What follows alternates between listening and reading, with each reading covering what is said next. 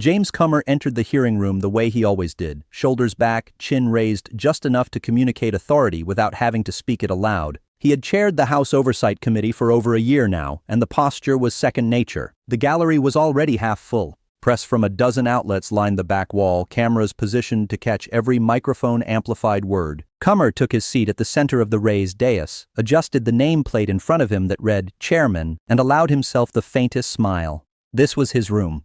His committee, his hearing. He had come prepared for what he considered a routine interrogation of a witness from the Treasury Department regarding the Biden family's financial disclosures. The witness sat at the lower table, flanked by counsel, looking appropriately nervous. What Comer had not expected, and what caused that faint smile to falter for just a fraction of a second, was the sight of Representative Jasmine Crockett 3 seats to his left, with a stack of manila folders in front of her that stood nearly 8 inches high. Comer knew Crockett by reputation. First-term Democrat from Texas, former public defender, known for asking uncomfortable questions with an unsettling degree of preparation. He had watched her in previous hearings, always with that same expression, quiet, almost bored, taking notes while more senior members grandstanded. She never interrupted, she never raised her voice, and that, Comer had learned, was precisely when she was most dangerous. But today he had the advantage. Today he had called this hearing. He controlled the witness list, the agenda, the clock. Crockett was a minority member with 5 minutes of questioning time if she was lucky. What could she possibly accomplish in 5 minutes? Comer opened the hearing with his standard preamble, voice booming through the sound system with the practiced cadence of a man who had delivered 100 opening statements before. He spoke of transparency, of accountability, of the American people's right to know whether their elected officials were compromised by foreign financial entanglements. He referenced Hunter Biden 14 times in the first 3 minutes. When he finally finished, he leaned back in his chair with the satisfied air of someone who had just laid out an irrefutable case before a jury. Then he made his mistake. He looked directly at Crockett and said, with a tone that landed somewhere between condescension and outright dismissal, "I'm sure the gentle lady from Texas has questions, though I suspect she may not fully understand the complexity of international financial disclosure law given her background in, criminal defense."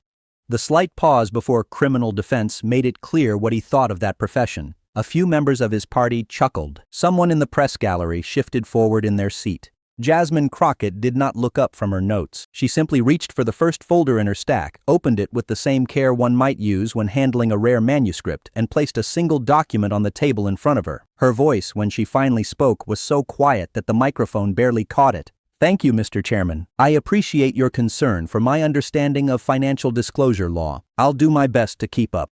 Comer nodded, satisfied. He had already won this exchange in his mind. For the next 11 minutes, James Comer elaborated on his theory of the case. He spoke of shell companies, of wire transfers, of patterns of behavior that he claimed required immediate investigation. He introduced exhibits, emails between Hunter Biden and business associates, bank statements with certain transactions highlighted in yellow, a chart showing the flow of money through various corporate entities. It was an impressive presentation, one that had clearly taken his staff weeks to assemble. He spoke with the confidence of a prosecutor delivering closing arguments, occasionally glancing at Crockett to see if she was paying attention. She was. She had her pen in her hand, writing in a small notebook. Every time Comer introduced a new exhibit, she wrote down the exhibit number.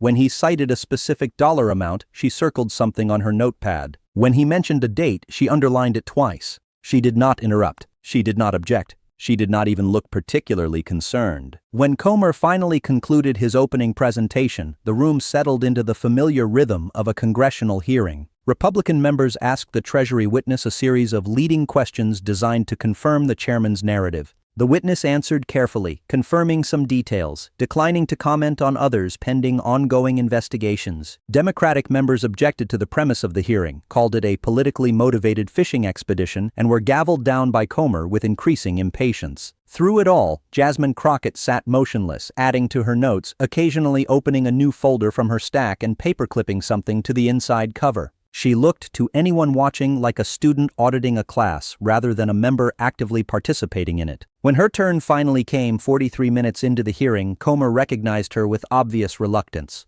The chair recognizes the gentlelady from Texas for 5 minutes. Crockett looked up for the first time. She did not smile. She did not thank him for the recognition. She simply said, "Mr. Chairman, you spent considerable time this morning outlining what you called a pattern of financial impropriety involving the Biden family. You used the word pattern 17 times in your opening statement." She paused. Let that number sit in the air for a moment. I counted. Comer shifted slightly in his seat. "Yes, the pattern of behavior is precisely what concerns this committee." "I appreciate that," Crockett said, her voice still barely above a conversational volume. "Patterns are important in oversight. They help us distinguish between isolated incidents and systemic corruption. Would you agree with that principle?"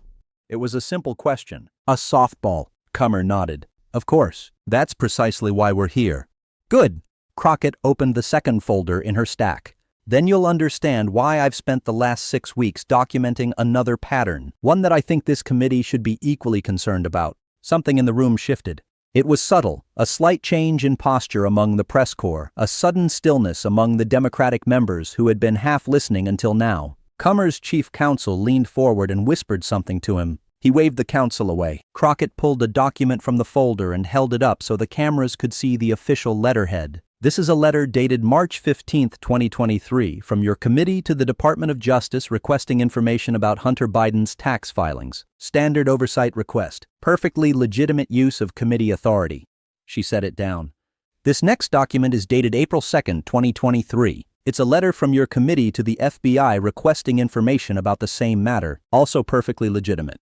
Comer nodded, visibly relaxed. He knew where this was going. She was going to accuse him of overreach, of partisan investigation, the same tired Democratic talking points. He had responses prepared for all of them. "What's interesting," Crockett continued, "is that both of these letters were sent on official House Oversight Committee letterhead, requesting information pursuant to the committee's constitutional oversight authority." She looked up at him. "You signed both letters personally, correct?" "I did," Comer said. "As is my responsibility as chairman." "Absolutely." Crockett opened the third folder. "Now I want to show you something else. This is a contract dated June 8, 2019, between a company called Cornerstone Strategies LLC and a lobbying firm called Apex Government Relations. The contract is for consulting services related to, and I'm quoting here, federal regulatory advocacy and strategic communications regarding healthcare policy. What the contract value was $240,000 for a 6-month period. Comer's face showed the first flicker of confusion. This had nothing to do with Hunter Biden or the Bidens at all. What was she doing? "The reason I'm showing you this," Crockett said, her tone still perfectly conversational, "is because of the signature at the bottom of the contract. The authorized signatory for Cornerstone Strategies LLC is listed as James Comer." She looked up. "That's you, isn't it, Mr. Chairman?" The room went completely silent. Comer opened his mouth, closed it, opened it again. I haven't been involved in private business since I was elected to Congress. That company was dissolved years ago." "Actually, no, it wasn't." Crockett pulled another document from the same folder. "According to the Kentucky Secretary of State's Business Entity Database, which I accessed this morning, Cornerstone Strategies LLC remains an active registered entity. It was formed in 2015 with you listed as the managing member, and its status has never been changed to dissolved or inactive. The annual registration fee of $50 was paid as recently as January of this year. Here's the receipt." She held up the receipt. The cameras zoomed in. The date stamp was clearly visible, January 15, 2025, 3 months ago. Comer's chief counsel was now fully leaning into the microphone, whispering urgently. Comer's face had gone from its usual ruddy complexion to something closer to crimson. "I am not personally managing that entity. If fees were paid, it was done by automated payment systems established years ago." "I'm sure," Crockett said, and there was something in her voice now, something colder than the conversational tone she'd maintained until this moment. "Let me show you what else I found." She opened the fourth folder. "This is a wire transfer receipt from Apex Government Relations to a Wells Fargo business account registered to Cornerstone Strategies LLC. The amount is $60,000, which represents the first quarterly payment under that June 2019 contract. The transfer is dated June 15, 2019. She set it down and pulled out another document. "This is the second quarterly payment. September 15, 2019, another $60,000. Comer was gripping the edge of the desk now. "I was not personally involved in those transactions. I had employees managing—" "Of course you did." Crockett's voice had not risen in volume, but it cut through his objection like a scalpel. "But here's what's interesting about Apex Government Relations, the company that paid your company $240,000 in 2019 and 2020. Apex is a lobbying firm that represents pharmaceutical companies. Specifically, they represent a company called Emergent Biosolutions, which at the time was lobbying Congress to maintain government contracts for vaccine production despite significant quality control failures at their facilities. She pulled out a fifth document.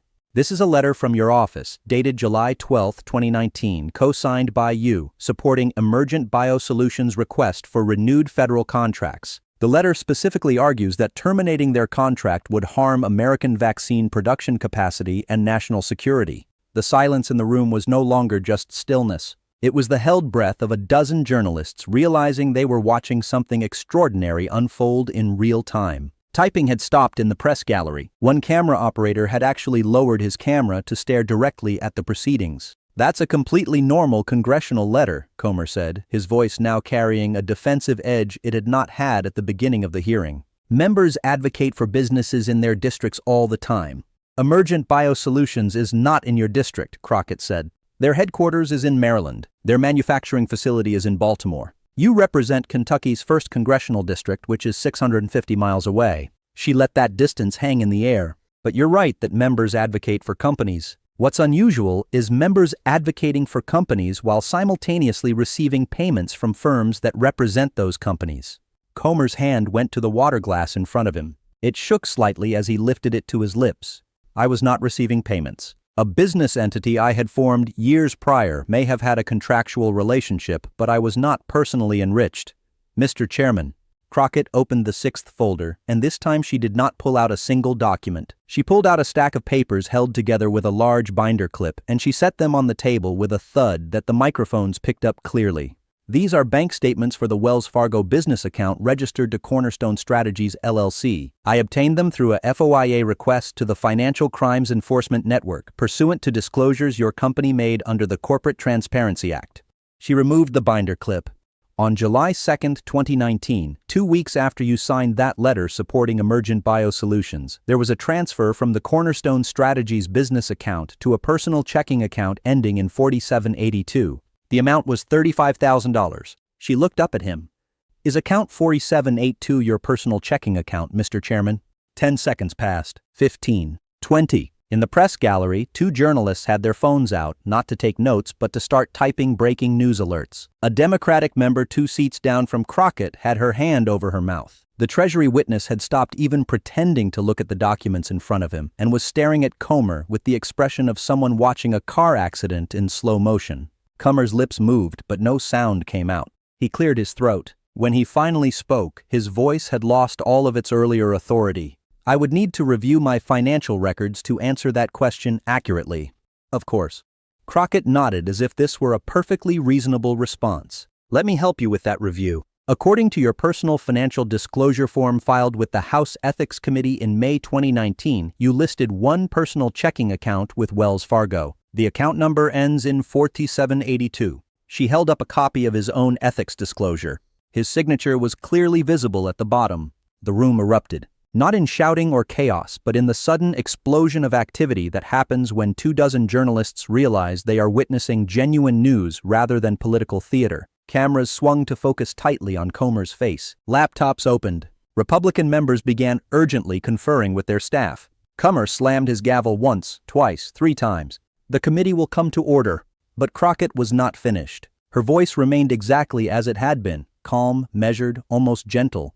"Mr. Chairman, I have 4 more folders here. Would you like me to continue, or would you prefer to take a brief recess so you can consult with counsel?" It was the most polite offer of mercy Comer would receive, and everyone in the room knew it. It was also not mercy at all. It was the verbal equivalent of standing over an opponent and asking if they'd like to surrender before the final blow landed. Comer's face had gone through crimson and arrived at something closer to gray. His hands were visibly trembling now. He looked to his chief counsel, who shook his head almost imperceptibly, either indicating there was no good option or advising against continuing. Comer looked at the remaining 4 folders in Crockett's stack, each of them labeled with month and year tabs visible even from the dais.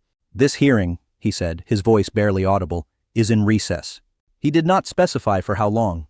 He simply stood, ripped the microphone from his lapel with enough force that the clip broke, and walked toward the door behind the dais that led to the private corridor reserved for committee chairs. His chief counsel scrambled to follow him, gathering papers with the frantic energy of someone trying to salvage a disaster already in progress. Jasmine Crockett remained seated. She closed the folder in front of her, stacked it neatly on top of the others, and finally looked up at the chaos now filling the hearing room. Press were shouting questions. Republican members were on their phones. Democratic members were approaching her, trying to get her attention, trying to ask what was in the remaining folders. She did not answer any of them. She simply gathered her materials, placed them carefully in her briefcase, and stood. As she walked toward the exit, a reporter managed to get close enough to ask, "Representative Crockett, did the chairman just flee his own hearing?" She stopped, turned, and considered the question with the same seriousness she had given to every piece of evidence she had presented. "The chairman called a recess," she said. "Whether he returns is his decision." 3 hours passed. The hearing room remained officially in recess, but Comer did not return. At 4:47 p.m., his office released a statement indicating that the chairman had a previously scheduled commitment and that the hearing would be reconvened at a date to be determined. No such commitment appeared on his public calendar. By 6 p.m., the footage of Crockett's questioning had been clipped into a dozen viral videos spreading across social media. By 8 p.m., 3 ethics watchdog organizations had filed formal complaints requesting investigation into the financial disclosures. By the following morning, Comer had retained outside counsel. What made it worse, what made it genuinely catastrophic for him, was not just the evidence itself. It was the precision of it. Crockett had not presented rumors or speculation or anonymous sources. She had presented his own signature on his own documents describing his own financial transactions moving his own money. She had quoted his own ethics disclosures against his own denials. She had used the exact same investigative techniques he had spent a year claiming to use against Hunter Biden, and she had turned them against him with surgical accuracy. The 4 remaining folders were never opened during the hearing. In the days that followed, journalists and opposition researchers tried to determine what they contained. Crockett's office declined to comment. But the mystery of those unopened folders became its own story. The implication that what had been revealed was only the beginning, that the 4 remaining folders contained evidence even more damaging than what had already destroyed Comer's credibility in a single hearing. 2 weeks later, under pressure from members of his own party, James Comer announced he would not seek re-election. The statement was brief, cited a desire to spend more time with family, and made no reference to the hearing. But everyone knew. The man who had built his entire chairmanship on investigating alleged corruption had been undone by the documented pattern of his own financial conduct. The hunter had become the hunted. The prosecutor had become the defendant. And through it all, Jasmine Crockett maintained the same quiet composure she had shown in the hearing room. When asked by reporters how she had assembled such a comprehensive case in just 6 weeks, she gave an answer that would be quoted in every political science class analyzing the hearing for years afterward. "I did my homework. I documented the pattern. I let the evidence speak. That's not complex financial disclosure law. That's just preparation." The lesson was brutally simple. James Comer had entered that hearing room convinced of his own authority, dismissive of a first-term member with a background in criminal defense, confident that his position as chairman gave him control over the proceedings. He had questioned her qualifications. He had implied she lacked the sophistication to understand the complexities of financial oversight.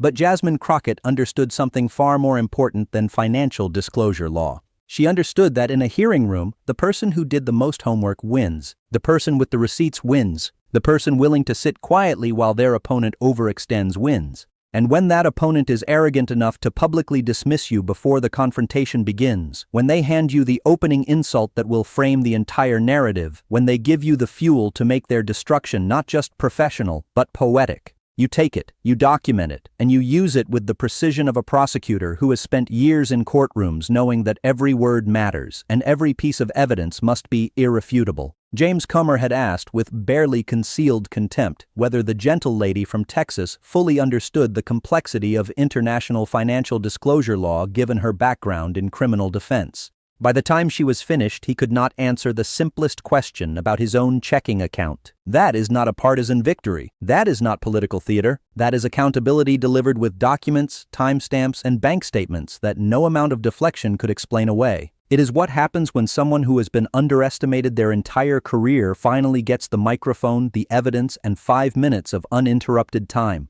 Comer fled his own hearing because he had no other option. The evidence left him nowhere to go, and the woman he had dismissed as unqualified sat quietly in her seat, closed her folders, and let the silence do what anger never could.